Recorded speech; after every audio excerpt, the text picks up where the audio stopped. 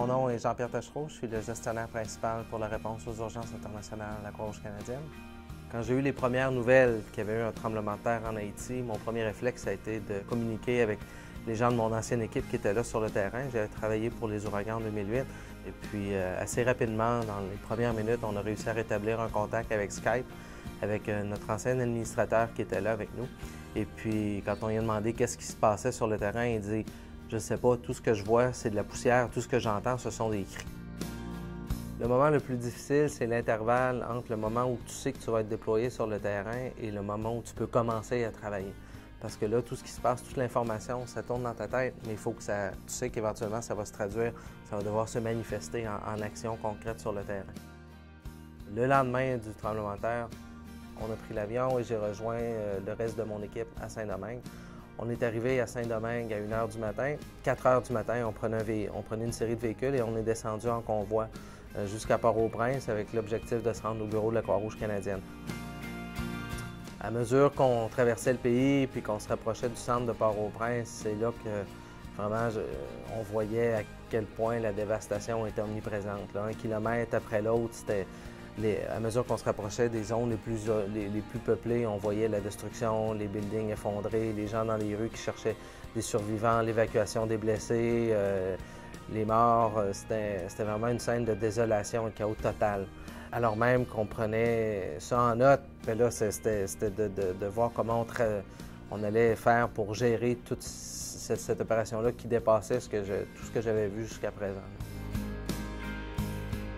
Un des moments qui m'a marqué dans l'opération, c'est en fait le premier matin où je me suis réveillé à Port-au-Prince. J'ai été réveillé par des chants gospel. Ce que je ne savais pas, on dormait à côté d'une église et puis à 5 h du matin, les gens s'étaient réunis pour prier puis chanter leur reconnaissance d'être en vie, d'avoir le courage pour faire face à ce qui s'en venait. Et puis au milieu de la destruction, de la poussière, d'entendre ce son-là, le contraste était assez fort, mais ça a donné un peu le ton de dire « ben là, il ne faut pas perdre espoir, c'est un luxe qu'on ne peut pas se permettre ». Le 5e jour, il y a une mère qui est rentrée dans notre entrepôt à partir duquel on opérait avec son enfant, un petit bonhomme de 5 mois qui venait d'être retiré des décombres et qui était vraiment mal en point. Même en sachant qu'on avait des avions qui arrivaient, il fallait organiser des convois, des distributions de l'eau, de matériel, qu'il y avait des milliers de morts, qu'il y avait des centaines de milliers de personnes qui avaient besoin d'aide. L'équipe qui était là, on n'a pas pu faire autrement que tout faire, tous se mobiliser pour organiser l'évacuation de cet enfant-là vers notre hôpital. Tout l'épisode a duré à peu près 2 minutes et après, on s'est tous regardés en se rendant compte que, contre-intuitif, qu'est-ce qu'on avait fait parce qu'il fallait tant faire à un si haut niveau. On n'avait pas pu faire autrement que tout faire ce qu'on pouvait faire pour ce bébé-là au moment où on avait pu le faire. Donc ça illustre un peu, pour moi, l'exemple, c'est le contraste entre les extrêmes auxquels on doit faire face dans ces situations-là, entre chaque vie qui est si importante, mais au milieu d'une opération finalement qui est à une échelle qui est tellement difficile à imaginer et à saisir au niveau humain.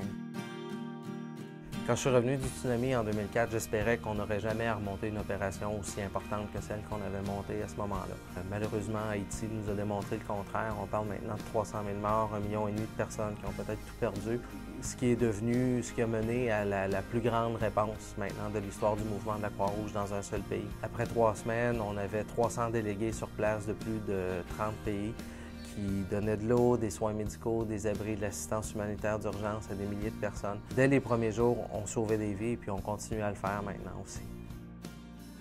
Un des facteurs qui ont contribué à cette capacité de mobilisation si rapide et à si grande échelle de la réponse de la Croix-Rouge, ça a été que sur le terrain, on savait qu'on était backé par nos donateurs. On savait que pour une des rares fois, les contraintes n'allaient pas être d'ordre financier, que là, on pouvait déployer tout ce qu'on avait sur le terrain puis qu'on allait avoir les moyens de le faire. Et puis c'est pas souvent que ça arrive, mais cette fois-ci, on a compté vraiment avec l'appui qui était nécessaire, non seulement pour répondre aux besoins de la phase d'urgence, mais aller sur la programmation à plus long terme pour la transition et la reconstruction.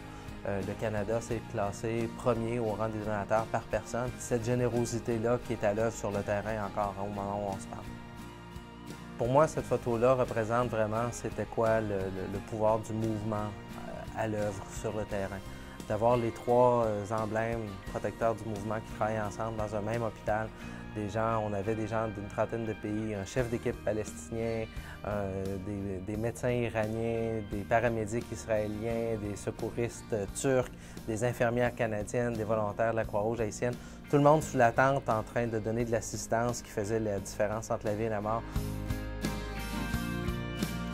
Quelque chose qui nous donnait beaucoup d'énergie, c'était de savoir qu'on pouvait compter sur tout l'appui des gens de la Croix-Rouge qui étaient mobilisés à l'ensemble de la planète pour justement qu'on puisse sur le terrain et acheminer, faire parvenir cette assistance-là aux gens qui en avaient tellement de besoin. Donc on recevait tellement de soutien, des emails, des messages, des téléphones, d'appui, d'encouragement. On savait qu'ici au Canada puis partout ailleurs au monde, il y avait des gens de la Croix-Rouge, des bénévoles, des gens qui travaillaient aussi dur que nous autres pour qu'on puisse nous agir sur le terrain. Et puis dans ce moment-là, on se remontait les manches puis on y allait pour encore quelques heures puis le moment passait puis on retrouvait notre énergie, là. Au nom de la Croix-Rouge canadienne et de tous ceux qu'on a pu aider grâce à votre soutien, je vous remercie.